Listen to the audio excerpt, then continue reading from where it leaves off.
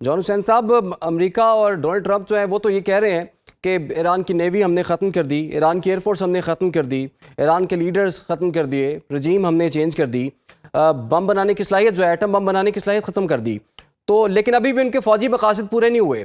35वें रोज़ जंग के इस वक्त और रह क्या गया है जो कि अमेरिका को रिक्वायर्ड है कि उसके बाद जो है वो जंग बंदी होगी, और जंग इस वक्त किस नहज पर चल रही है?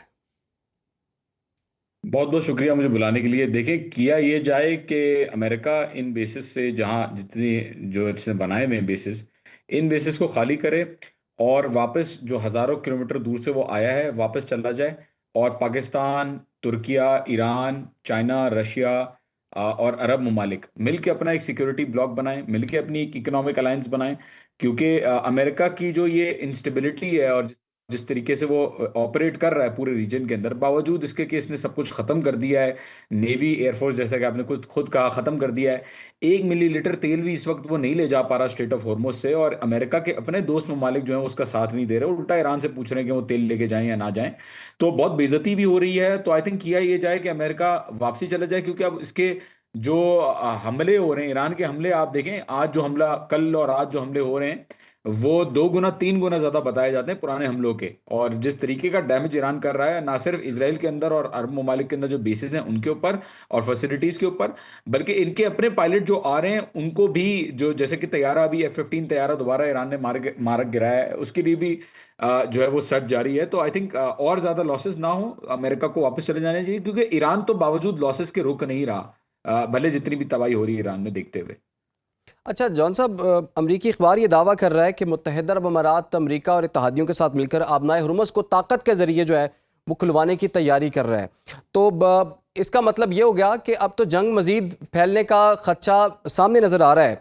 क्या ऐसा मुमकिन है, और ईरान के सिलसिले में क्या तैयारी हो सकती है? क्योंकि जैसे कि आप खुद कह रहे हैं कि थोड़ा सा भी ऑयल जो है वहाँ से गुजरने की इजाज़त अमरीका को या उसके इत्तहादियों को नहीं है। देखिए, जब अमेरिका खुद नहीं आ पा रहा इतने स्ट्राइकर कैरियर ग्रुप्स लेके, और लिंकन और वो जो फ्लॉइड, और जो भी जितने जॉर्ज फोर्ड, और जो जॉर्ज बुश आ रहा है, ये इतने कैरियर ला के भी वो कुछ नहीं कर पा रहा। अपनी नेवी उनकी जो है वो कह चुकी है अपने टैंकर्स को, अपनी फर्म्स को, कि हम आपको सिक्योरिटी गारंटीज प्रोवाइड नहीं कर सकते, ना ही आपको सेफ पैसेज दिलवा सकते हैं। तो क्या एक्सपेक्ट किया जा सकता है कि दूसरे मुल्क उनका साथ देंगे जब वो खुद डर रहे हैं? तो और ये अरब ममालिक अगर आ भी जाए अमेरिका के साथ, तो आई डोंट थिंक कि वो खुलवा सकते हैं, क्योंकि ईरान की तैयारी की अगर बात करें तो कोस्टल लाइन के ऊपर जो ईरान की डिफेंस है वो बहुत खतरनाक है। और इनकी जो नेवी है, भले ट्रम्प जो भी कह रहा है, इनकी नेवी मुसलसल अटैक्स कर रही है, मुसलसल जो है वो टारगेट्स को डिस्ट्रॉय कर रही है। आज आपने देखा कि एल्यूमिनियम फैक्ट्री को भी निशाना बनाया गया, जिसके अंदर यूएस के शेयर्स थे इन अरब ममालिक के अंदर। और बहुत सारी जो है टैंकर्स को अभी तक ऑलरेडी ईरान की बोट्स और ईरान के जो ड्रोन्स हैं वो आग लगा चुके हैं। तो तैयारी की जहां तक बात करें, तो ईरान को अगर आप हटा भी दे, तो हूती अगर 2023 से लेकर 2025 तक अमेरिका को इस पूरे बाबल मंदब के स्ट्रेट के अंदर, रेड सी के अंदर रुला सकते हैं, तो ईरान तो आई थिंक इंडेफिनेटली होल्ड कर सकता है स्ट्रेट ऑफ हॉर्मुज को, अगर वो चाहे तो। अभी हो ये रहा है कि हमलों में बड़ी तेज़ी आ गई है। अभी एक सदी पुराने जो तिब्बी तहकीकाती इदारे को टारगेट किया गया है ईरान में, फिर स्टील प्लांट को किया गया है, तेहरान के करीब एक पुल को निशाना बनाया गया है। तो वो जो शहरी इंफ्रास्ट्रक्चर था ना, उस पर अब हमले किए जा रहे हैं। अच्छा, इन हमलों से अब ईरानी अवाम किस तरह से मुतासर हो रहे हैं, और ये किस नौयत, किस शिद्दत के हमले थे? देखिए, शिद्दत तो बहुत थी हम लोग की, नो डाउट। करज के अंदर जो ब्रिज डिस्ट्रॉय किया, वो मिडिल ईस्ट का टॉलेस्ट टॉलेस्ट ब्रिज माना जाता है। और जो पास्टो इंस्टीट्यूट को इन्होंने निशाना बनाया और तबाह किया, उसके अंदर मुख्त वो पहले तो वो सेंटर जो है वो खुद से इतना उसका था कि वो उसने अपनी कोरोना की जो वैक्सीन है ईरान ने बनाई थी उसके अंदर, और इनका खुद का जो लेबोरेटरीज थी और दूसरी चीजें थी इस फैसिलिटी के अंदर, वो भी डिस्ट्रॉय हुई। दूसरी जो फैक्ट्रीज है उनके ऊपर भी निशाना बनाया। लेकिन जब जब ये निशाना बनाते हैं, धमकी आमेज बयानात देते हैं, तो ईरान का रद्द-ए-अमल इस पे और ज्यादा सख्त आता है। अगर आप ईरान की यहाँ पे एक्शन देखें कि ईरान ने क्या किया है, तो ईरान ने जो एल्यूमिनियम प्रोडक्शन लाइन है एमिरेट्स के अंदर, जिसके अंदर अमेरिकन कंपनीज के शेयर्स थे, उसको तबाह किया। जी। फिर इसराइल के अंदर जो न्योत होआव है बीरशिवा के अंदर, उसको तबाह किया। उसके अंदर जो इंडस्ट्रियल जोन था उसको तबाह किया। और पिक्चर्स और सैटेलाइट एविडेंसेस मौजूद हैं। एल्यूमिनियम कार्बन यूनिट है यूएई के अंदर, कुवैत के अंदर इनकी असेंबली लाइन पॉइंट जो है बुबियान आइलैंड के अंदर, उसको जो शेख ईसा बेस है उसके ऊपर दोबारा हमला किया। जेट फ्यूल टैंक जो इसराइलियों को तेल देते थे उसको तबाह किया गया। वेयर हाउस जो इक्विपमेंट का इनका दफरा बेस के ऊपर था उसको डिस्ट्रॉय किया गया। और मतलब मुख्तलिफ अहदाफ के ऊपर इन्होंने हमले किए हैं, और इसराइल के अंदर तो इस वक्त आग लगी हुई है according to different different sources.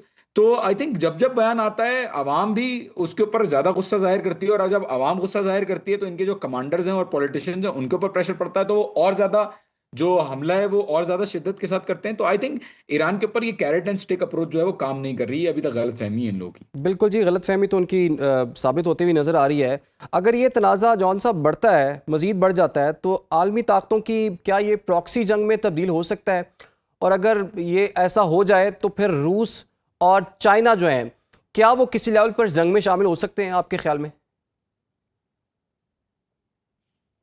जी, मुझसे मुझसे सवाल, जी ओके। जी। देखिए यहाँ पे अगर हम बात करें प्रॉक्सी वॉर की, तो यकीनन ये जो रीजनल वॉर है इसमें ईरान का जो साथ दे रहे हैं वो तो रेजिस्टेंस ग्रुप्स ही हैं अभी तक, जो प्रैक्टिकली समझ में आ रहा है। हुतीज हैं और हिजबुल्ला है, ये दो प्राइमरी ग्रुप्स हैं, और इराक के अंदर जो रेजिस्टेंस है हाशदल शाबी, अल बदर और पीएमयू के अम्ब्रेला के अंडर जितनी फोर्सेज आती हैं वो प्राइमरीली साथ दे रही हैं। अगर ये एस्केलेशन होती है वॉर के अंदर, तो सवाल कि रशिया और चाइना आएंगे या नहीं आएंगे, इसके अंदर हमें देखना होगा कि रशिया और चाइना पहले अभी तक कितना साथ हैं। रशिया और चाइना ने no doubt indirect support provide किया है ईरान को काफ़ी बहुत सारी चीज़ों में, और जहाँ तक मेरी असेसमेंट है, जहाँ तक मैं समझता हूँ, इंटेलिजेंस शेयरिंग में हेल्प की है और जीपीएस सिस्टम में हेल्प की है। लेकिन प्रैक्टिकली कोई air defence as such S-400 अगर आया होता ईरान के पास, तो इस तरीके से तेहरान के ऊपर और इस्फहान के ऊपर हमले ना हो रहे होते।